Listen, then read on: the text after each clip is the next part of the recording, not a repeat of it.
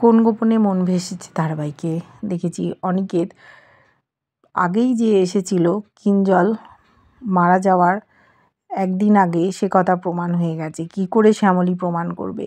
অরুণাভ সমস্ত তথ্য প্রমাণ একেবারে সাজিয়ে নিয়ে ময়দানে নেমেছে।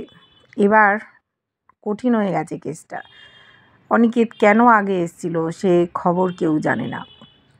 কেসটা কেন রিওপেন করা হলো জানতে চাওয়া হয়েছে।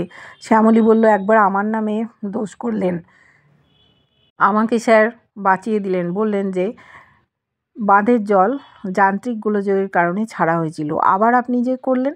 তখন বলল অরুণাভ, আমি ভয় পেয়ে গেছিলাম তাই চুপ করেছিলাম, কিন্তু এবার যখন আমাকে বাড়ি থেকে বের করে দেওয়া হলো আমি ভাবলাম যে এই কেসটা আবার রিওপেন করি, তাই আমি করেছি, কারণ আমার ক্ষতি করতে পারে ওই অনিকেত।